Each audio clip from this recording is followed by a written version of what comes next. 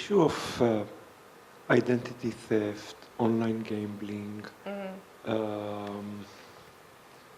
you know, when somebody through a virus or is doing transactions over the internet and then find himself without money or something, is that a totally different area to what you're researching? Is it totally separate? Yeah, look, we do have a couple of partners in the CRC that are interested in those issues, but it's in that broader context of how do you support people to be safe, supported online, good cyber citizens. So how do you negotiate those things in the same way you would negotiate those issues in a face-to-face environment?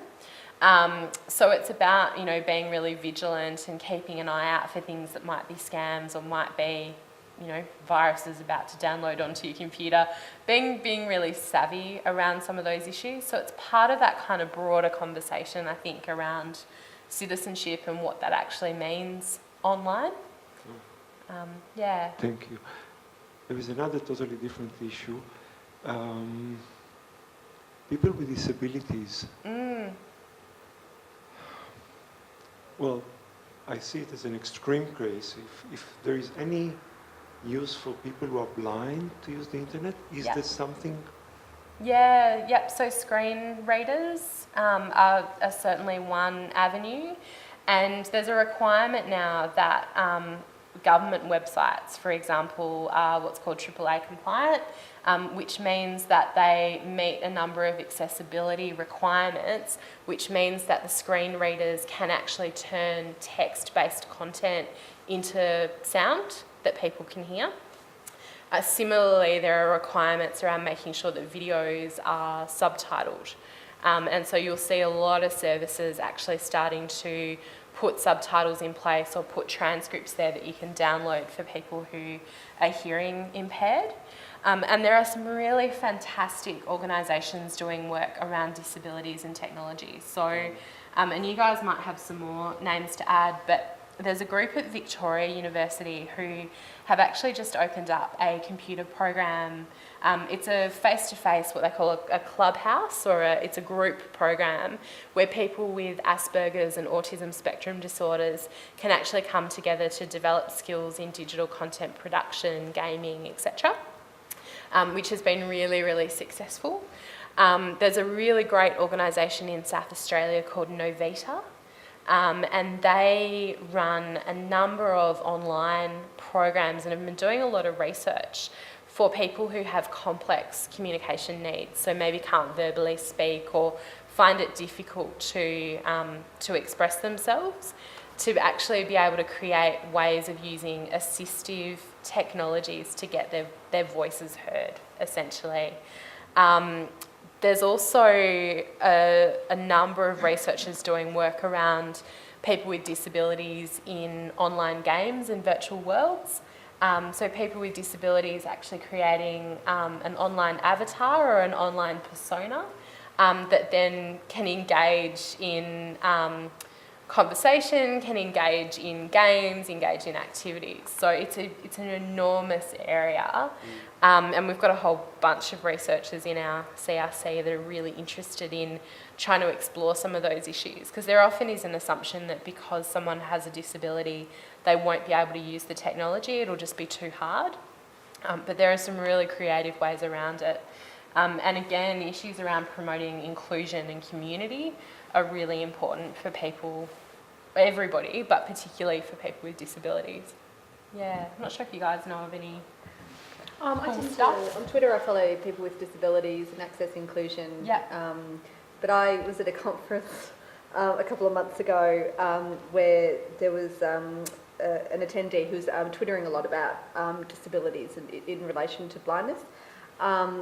And I realised at some point, okay, obviously he's blind, but how's he twittering?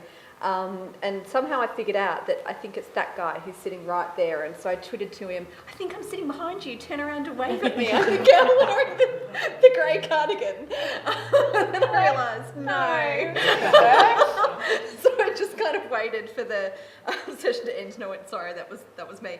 But yeah, I mean, I was really fascinated that he could, he just sat there with his iPhone and I think he just read into it, and then so there's just some amazing technology out there that enables you to communicate in different ways. It's just fascinating, and it's just stupid people like myself would take some moment to catch up. So Yeah. I know that the Victorian Youth Disability Advocacy Service, WIDAS, I know that they're doing a whole lot of work around empowering and engaging their members, so young people with a disability, to sort of bring them together in some of the social spaces. Because, and I only sort of know what from the conversations that I've had with the guy that runs it, and he was saying that it's one of the most important things to him and a lot of his friends, you know, who are young people experiencing a disability, is having social media, because it is that way of connecting with other people and everything else that they're not necessarily able to do in real life, they're not necessarily able to do easily, you know, particularly, I guess, even on an international scale. And he said it's just a really core part of their, you know, I guess, as we said, their sense of belonging and community, that as a result, you know, one of the things that WIDAS is pushing for is to try and work further towards, you know, creating communities of young people online.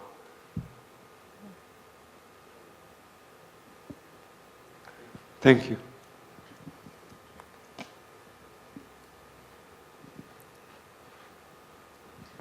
Just a comment. I know that our Blossom Girls, our Blossom project, has been really important to young women who are 16 to 25 who have anxiety and depression, and I know that they actually really like the idea of being connected, and even when they're not well and they're depressed and they can't get out of bed, for them to be able to connect via the internet or Facebook to a group of other women, to the other Blossom Girls, is really, really important for them. So that social inclusion is really important for everybody, and so particularly when people are not well and can't get to be with the people that they want to be with, and they can't participate in some of the things that they would normally participate in, it's actually really useful for them to be able to connect.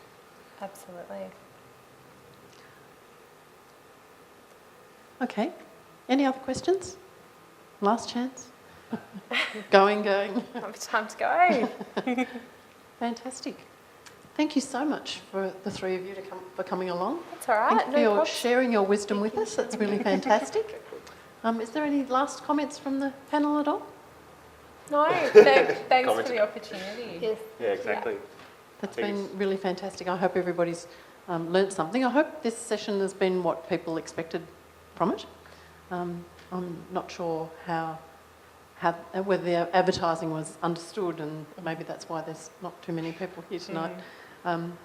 So thank you very much for coming along. I'm sure that Michelle and Bryony and Hugh will be around for a little while if you want to Sure. say hi to them and chat to them off camera. And thank you so much for coming along tonight, and thank you for supporting Lantern's Wellbeing Series, and best of luck with all your ventures, your new project, Michelle. The CRC sounds really important and exciting, and for Hugh and Bryony for your new consulting business. And your conference coming up. Do you want to say a quick word about your conference? Oh yes, so the two of us are running a conference on Friday and Saturday this week. It's called Hard Knock Life. The website is hard, H-A-R-D, knock, K-N-O-C-K, life.info.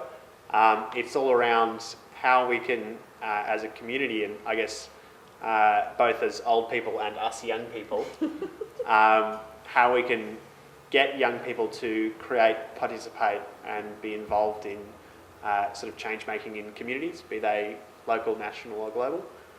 So we're sort of running, on the Friday we're running a sort of keynotes and workshops from people like Jan from the Foundation for Young Australians, Michelle's boss, I guess. Yeah, it was going to be me. But It was going to be Michelle, she's unfortunately, in jury I'm duty. And then on the Saturday we're running an unconference, which Lantern ran one of in February, and that was where we became inspired about the idea, where essentially we're asking young people to stand up at the start of the day and say, I want to talk about this, whether it's a problem, a solution, a program they're involved in or whatever, and the participants sort of decide you know, oh yes, I'll go along to that session or this session and everything else. So it's a totally unplanned day until you turn up on the morning. And young people get to decide what they want to talk about. They're not going to have people, they don't have to do abstracts and submissions. They just get to stand up and say, this is what I want to talk about, and that's really important to us.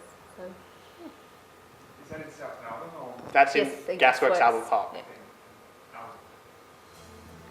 Sounds very exciting.